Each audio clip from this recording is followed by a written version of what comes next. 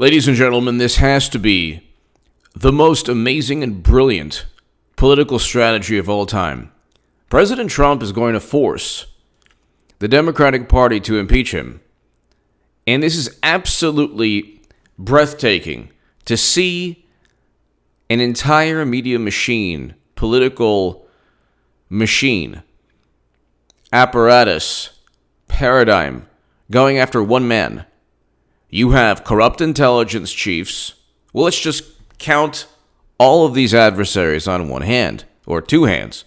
You have corrupt intelligence chiefs, Clapper, Brennan, Comey, Strzok, McCabe, all of them,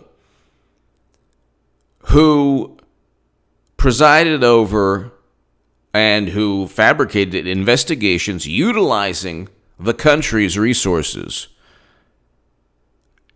with a dossier that fueled everything purchased by Trump's direct political rival. Nobody cares about dirt on Trump.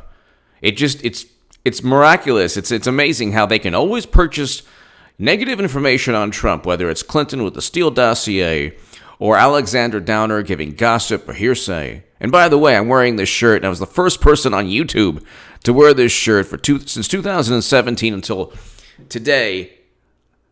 Obviously, I'm voting for Trump, but this is like a Clinton 2020 shirt. She's running. I'm the only person who has stated this consistently. So I called this like 2 years away. She is running. But anyway, let's count. Okay, so corrupt intelligence chiefs, the Democratic Party, media. I mean, you're talking about all the intelligence agencies that fabricated the most absurd narrative. They're never right about anything. You could look at the past 50, 60 years. They're never right about anything. Gulf of Tonkin, Bay of Pigs, Bush's colossal fiascos, and now Facebook ads. So then you have the media, New York Times, MSNBC, as if Clapper and Brennan and Comey weren't enough. Then you have the media after Trump. And this is all explaining how amazing it is. He's going to send a letter. The White House is going to send a letter. This is Axios. A Trump letter dares Pelosi to hold vote on impeachment inquiry. This is hilarious. But before we get to that, you have corrupt intelligence chiefs and these people utilizing the United States government against one man. Then you have media, New York Times, CNN, MSNBC, Washington Post. All the other, you have Los Angeles Times, all the other newspapers throughout the country. Basically, journalism in general, media in general. Not many people are saying, hey, I'm voting Trump. It's generally just one giant groupthink paradigm adhering apparatus. Okay, then you have Hollywood. So everybody from just name a celebrity, either a has-been or somebody who used to be good or somebody who's trying to make a name for themselves or somebody that's fabricated a crime. We can go on forever.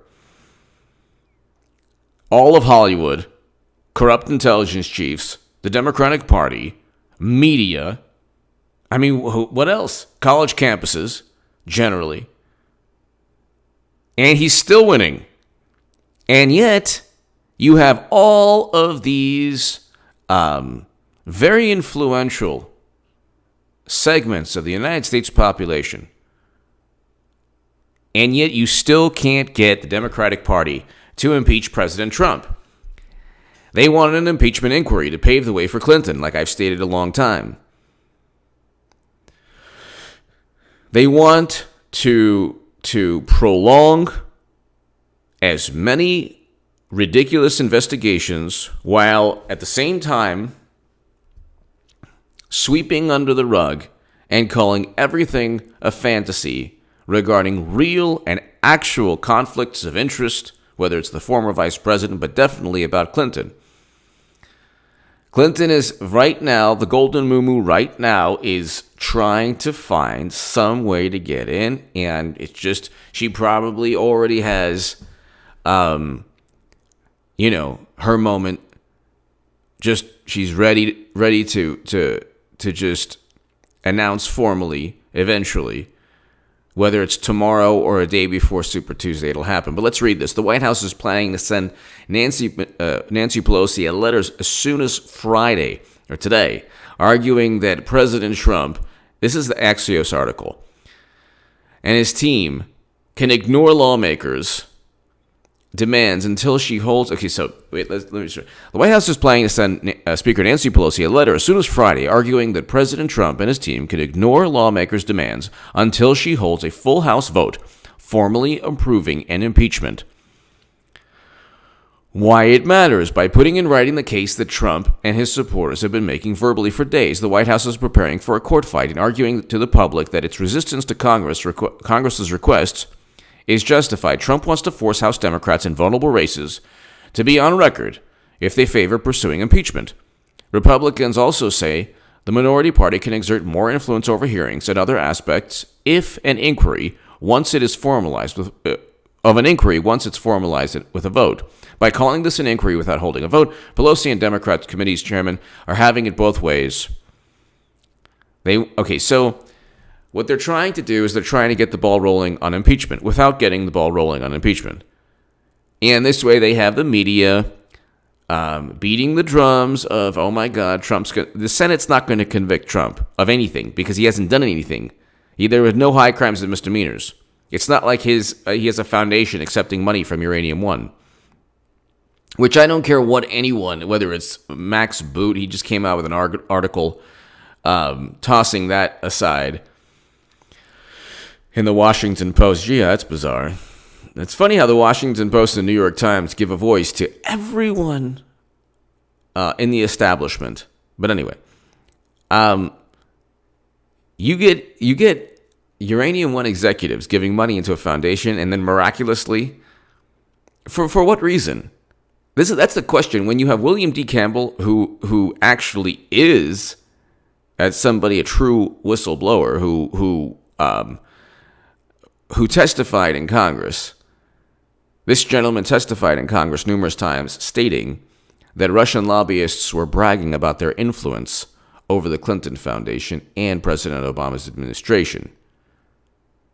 And this influence was tied to, they were boasting about their ability to get the uranium deal. While there was a bribery and racketeering scandal on U.S. soil, guess who, and a Russian executive was indicted. Guess who was FBI director? Oh, that's right, Mueller. That's bizarre. I explained that in Debunking the Trump-Russia Myth that I wrote in 2017, long before the Mueller probe turned out to be absolute nonsense, and I explained that it would be in 2017, just like when I said Clinton would run again in 2017. I'm not right about everything, but I have the pulse of what's going on most of the time. You have a situation, ladies and gentlemen, where they can't impeach Trump because he hasn't done anything that's impeachable. But they have nothing else. They do not run on policies. They run on the fear and the marketing of certain policies. Like, okay, climate change. Well, where's the Green New Deal legislation? Oops, you can't vote on Green New Deal legislation. It has to be a resolution because the AFL-CIO, one of the biggest constituents of the Democratic Party, is against it.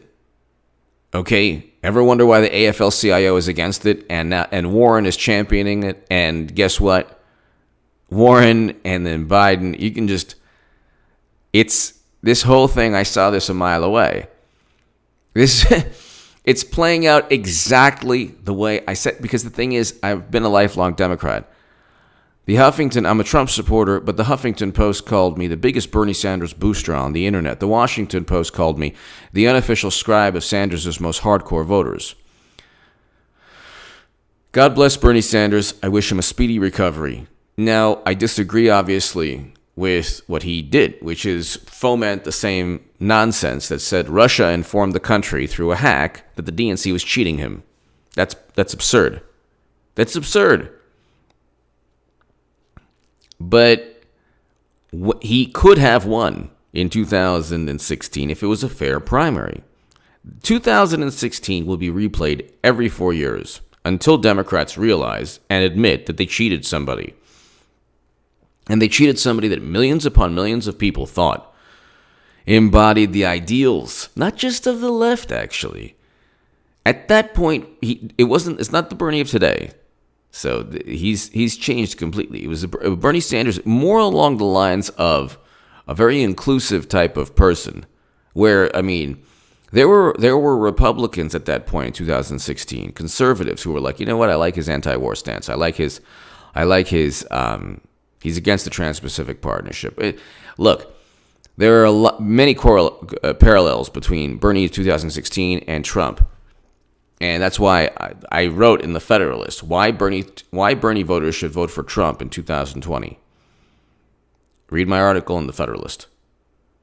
But it's just really interesting, ladies and gentlemen, that they don't want to impeach Trump. They don't even have the courage, the guts, the conviction to impeach Trump, even though every single day they say the sky is falling. Trump is the most horrible person on the planet. He's a bigot. He's horrible. He's unstable. Then impeach him. He's committed crimes. He obstructed justice. And then he utilized, what did they say? Oh, yeah, he strong-armed the Ukraine, even though the last two presidents, Zelensky and Poroshenko, both stated, no, he didn't. No, he didn't. And so they have all of this evidence. Adam Schiff had all of this evidence. Well, where is it? Don't you want to impeach Trump? Don't you want to just get him out of the way? And what's the problem? And then you have people on Twitter and social media, and you know the people on the way left, and they're like, oh yeah, we're gonna, you know what, he's so horrible, he's so bad. Well, then where's the impeachment? They know that it's not a good political move, but what can they run on? There is no Medicare for all push. Democrats don't want Medicare for all. They want a certain segment of Democratic voters to believe that it would be possible one day. That's why they keep deceiving and they keep engaging in the same lies over and over again. That's why at a certain point, when I was on the left, I said, look, you cannot vote for the Democratic Party. And that mentality would be the only mentality that could alter or change the trajectory of Democrats to where they're a viable political party now. They're not. They're a political machine now, run by two people, Bill and Hillary. That's it. It's not a functioning political party. Everything is predetermined. And this is not a bizarre notion. We already saw they cheated Bernie, which is they spent 3 years blaming Russia for informing everyone that Bernie was cheated through the DNC emails. Then, as if that wasn't bad enough, Clinton made a mockery, a complete and utter mockery of the intelligence community. There's no intelligence community, but whatever intelligence agencies we have, she made a mockery.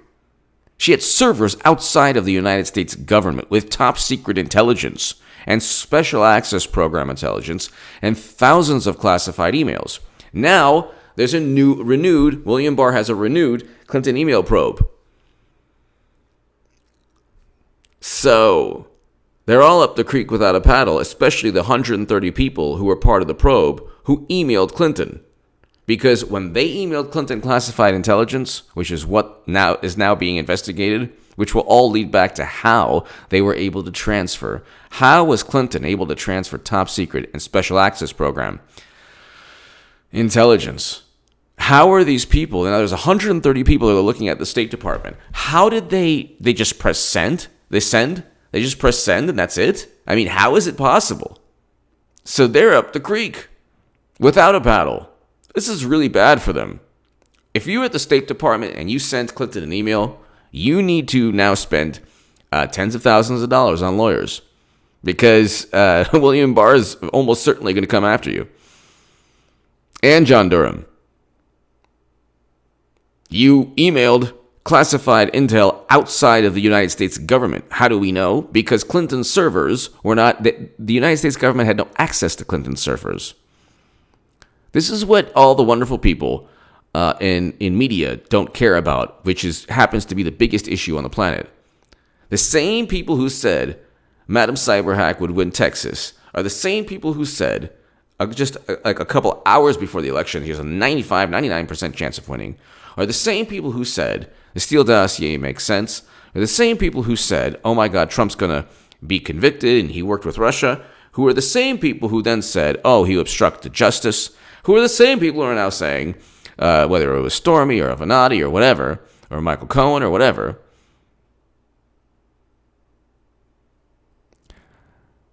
that, oh, Trump is going to be taken down by this. This is what takes down Trump. This is what this, ladies and gentlemen, is what the shoe's going to drop. Oh my God, Trump is this. He's going to be taken down because of Avenatti or whatever. Oh, how did that work? How did that work? So you have Brennan now. He's like, you can't have this. Why are they investigating this? I mean, this is a gospel now. Look at the people who are fomenting the nonsense, from Debbie Wasserman Schultz to John Brennan. This is like the Hall of Shame. You have people, John Brennan and James Clapper and McCabe and Comey, but Andrew McCabe's going to get indicted. Clinton's going to run. The IG report's going to bring the House, the IG report will pave the way for a whole bunch of things. Andrew McCabe will get indicted before or after. Who knows? Clinton runs. Clinton's going to run. She's going to lose. And it'll be Clinton 2024. It'll be, I'm still with her. Okay? Look.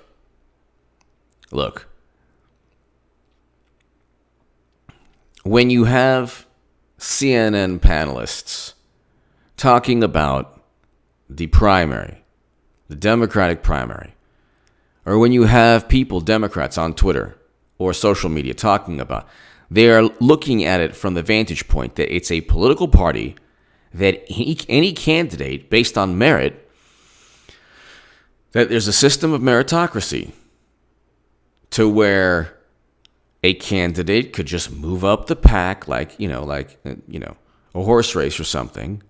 And because of their effort and because they speak to people and because of their policies and their ideas and who they are, you know what? They could really win. But we learned that's not possible when Bernie Sanders ran because they cheat. For who? For Beto? No. He's eating dirt someplace. No, for Clinton. That's the whole thing is that, okay, Donna Brazile wrote an article in Politico talking about a secret agreement. It's still in effect. All of that money in the DNC was funneled. The DNC was essentially a campaign apparatus for Clinton. If you were a Democrat, they call it, say, down-ticket Democrat, you were a Democratic governor or congressperson or whatever, mayor, and the DNC helped raise money for you. Well, all that money was funneled, or state parties, I should say, would raise money, and that money was funneled to Clinton's campaign. All 80 plus million in one quarter. Or I don't know if it was one quarter. It was 80 plus million, according to Politico, that went into Clinton's campaign. She raised 1.2 billion. She'll raise 2 billion this time around. And we don't know when she'll come in, but she'll come in the race. And everyone's talking about it. And I was the first person in 2017 up until today. And people would tell me, dude, she's not running. There's not a shred of evidence. And I was like, yeah, here's the evidence. Yeah, you're going to ruin yourself from this. Now everyone's talking about it. Why is that? People for months and months and months and months were saying, no one's talking about this. Oh, I don't like your title. Now it's happening. Give me your thoughts below. They have to pretend they want to impeach Trump, and Trump is forcing them. He's forcing them to actually abide by their alleged value system, which is really hilarious. It's almost like the time when they went on that wonderful field trip, Pelosi and Schiff, and then he he canceled their flight. Remember that? That was so great. And they had to go home with their lunch pails. They were very upset. It was like this this congressional trip, and he's like, nah. We'll pull the plug on that one. Give me your thoughts below. Check out H.A. Goodman's other channel right now. And it's happening, people. This is the best news ever. He's forcing them to impeach him. And then they're caught between, oh my God, what do? We know this is a horrible political move, but the Democratic base wants us to impeach him, and even Trump now wants us to impeach him. No! I mean, he has really messed up the matrix on this one. This is like what Trump was able to do. Let's take it, go back to the old school. He went into the Tron game and then rewired it to where it's now his game. And now all those, the race car people and Tron, they're whatever, I forgot. But he's rewired the whole game. He's more of a Democrat than they are. He's like, yeah, go impeach me. Oh, you don't want to impeach me? Oh, that's right, you're bluffing. Oh, I'm sorry, it's too bad. That's hilarious. I mean, if you're on the left, thank God I'm no longer part of that horrible cult. But if you're on the left, aren't you just a little bit suspicious of the Democratic Party? Well, I mean, every day the sky is falling because of Trump, but they don't have the courage or the political will to impeach him? That's bizarre. Kind of makes you wonder if they're all doing it to pave the way for Clinton.